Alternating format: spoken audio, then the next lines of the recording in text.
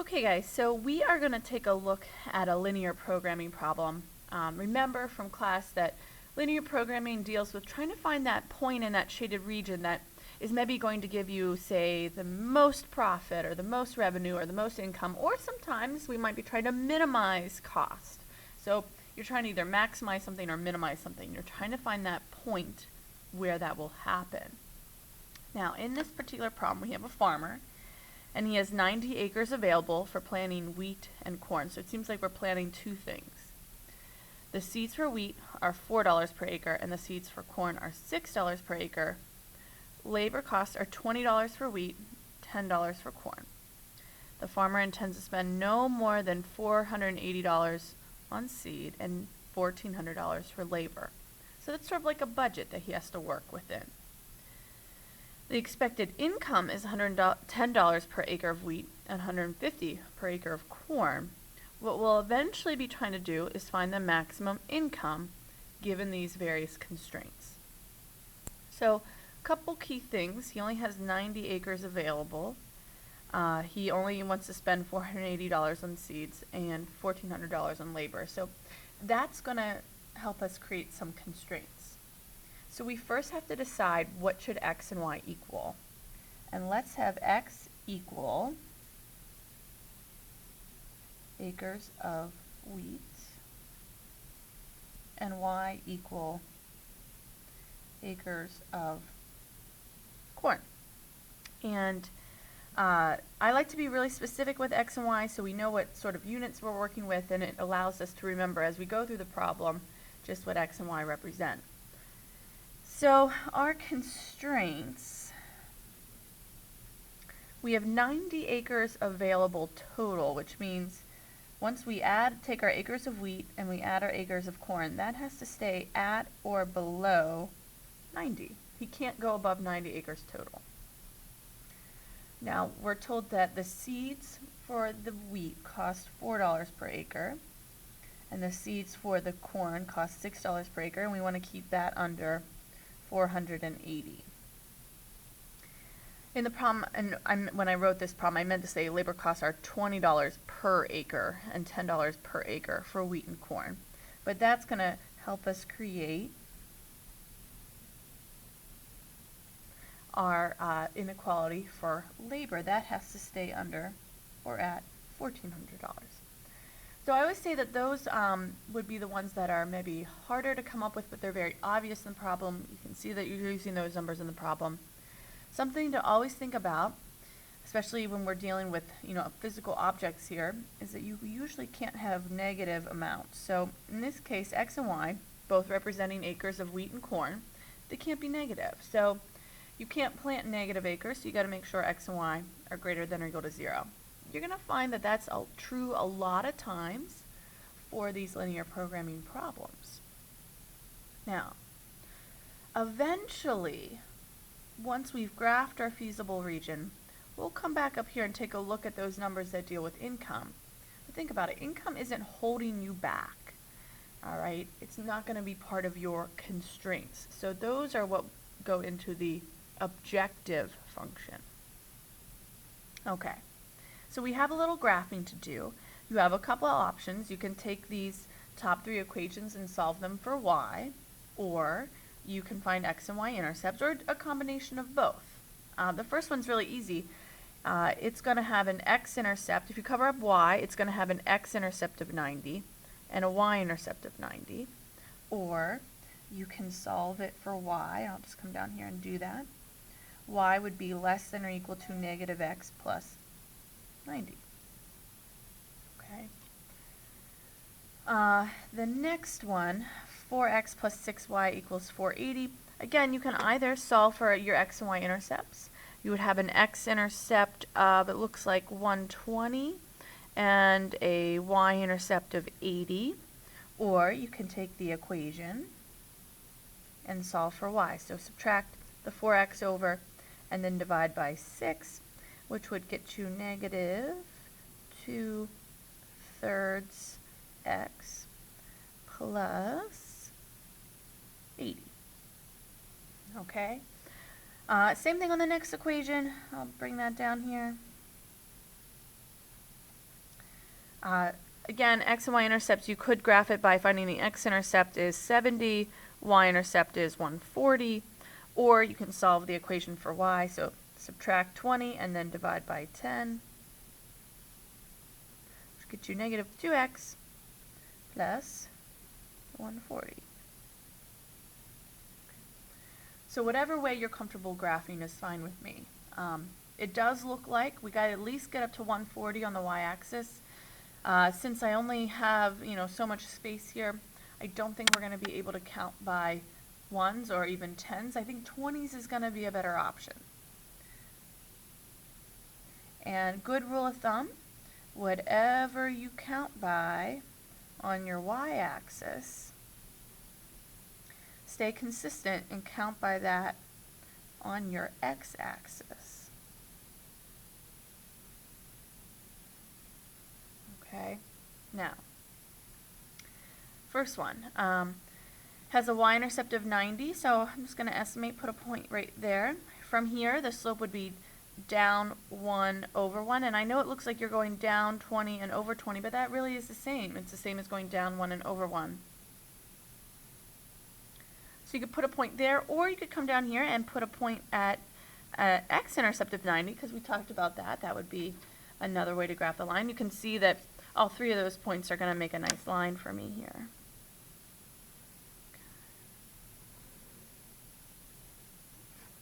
Okay, now we want to be below that line, so eventually I'll be shading below that line. The next one, we have a y-intercept of 80, and we can go down 2 units and over 3. Or you could find the x-intercept. Again, if we come back here and find the x-intercept, we said the x-intercept was 120. So you can plot that too. You're going to see that these are, again, all nice on the same line. Okay, and again, looking at that inequality, we want to be below that line. So we're not going to shade over here. We're not going to shade over there because that will not be below this line that we just graphed. Okay? So we don't have too many arrows to draw there.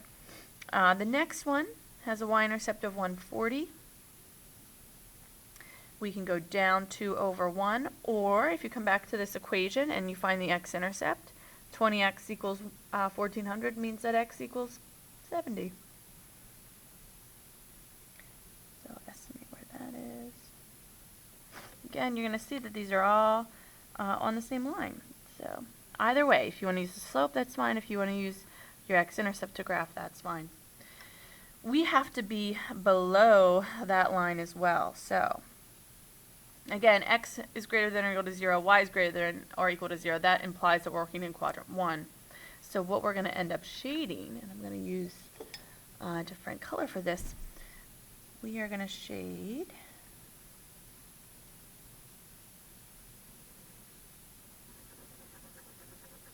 this region right here.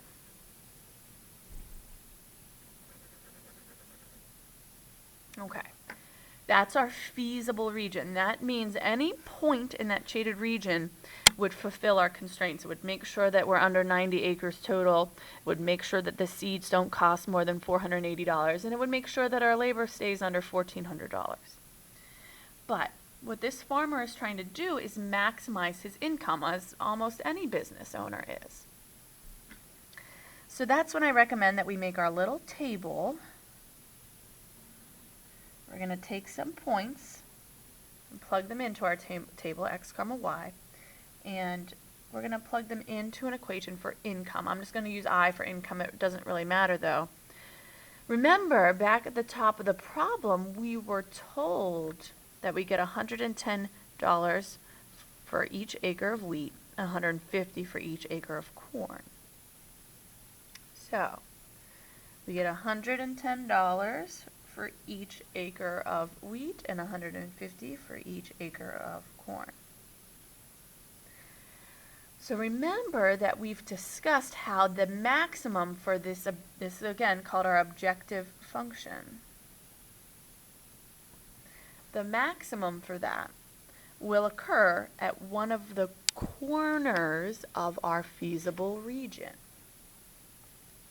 So we actually have 5 corners on this feasible region. We've got this guy right here, which we already know. That one's nice. That's 0, 80. We've got this point. We're going to have to do a little work to find him. We have this point right here. Again, going to need to do some work to find that point. We have this one right here. That was an x-intercept of 70. And then we have 0, 0. I mean, obviously the total income isn't gonna, or the maximum income isn't going to come from there. But we have these 2 other points to find, and they can be kind of tricky.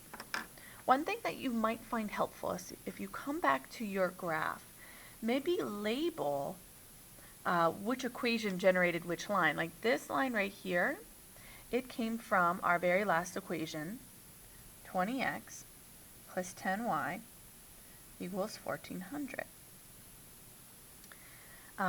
This line right here came from our first equation, x plus y equals 90. And then, it's a little hard to follow, but this one right here was that middle equation, 4x plus 6y equals 480. Okay. So what we need to do is find this point and that point. And if you look really closely, this point right here, it is the intersection of this line and that line. So what we can do is take those 2 equations and treat them like a system. X plus y equals 90 and 4x plus 6y equals 480. So to find that intersection point, we would have to multiply, I think the top one, I think that's the easiest way to do this, multiply maybe by -4. And that gets us -4x minus 4y equals -360. And 4x plus 6y equals 480. Add those together, you're going to be left with a 2y. The x's will cancel. Equals 120, so y equals 60. To find the x, just plug it back in. X plus 60 equals 90, so x must equal 30. So that is that point. You never want to trust your picture that you've drawn by hand. You can see that it's close to 30, 60, but if we tried to guess what that was, we would have been a little off. Okay, so that's why this process right here is necessary. We're going to repeat that process for the next point. This point right here is the intersection of this line and, let's see, that line. So it's the intersection of these 2 equations. So repeating the process there. We've got x plus y equals 90 and 20x plus 10y equals 1400. I'm going to multiply this one by, let's say, -10. And I will get -10x minus 10y equals -900. I'm going to add that to 20x plus 10y equals 1400. And I get 10x, my y's canceled, 10x equals 500, so x equals y equals 90, so y must equal 40. So there's my final point, 50, 40. Whew, it's a lot of work to get those last 2 points. So now what we have to do is plug each of these into our income objective function. Think about it, objective function. That's your objective, that's your goal. Our goal is to increase or maximize income. So let's see, we got to take 110 times 0 plus 150. This is an income of 1200. Repeat the process, but this time plug 70 in for x and 0 in for y, and we get 7,700. 0, 0 is obviously going to give me 0. 30, 60. 30, 40.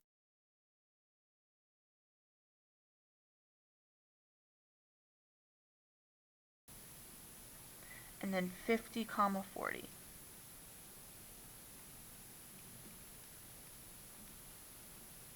$11,500. So if we look at these 5 corners, the one that's going to generate the most income for me is actually this corner right here. That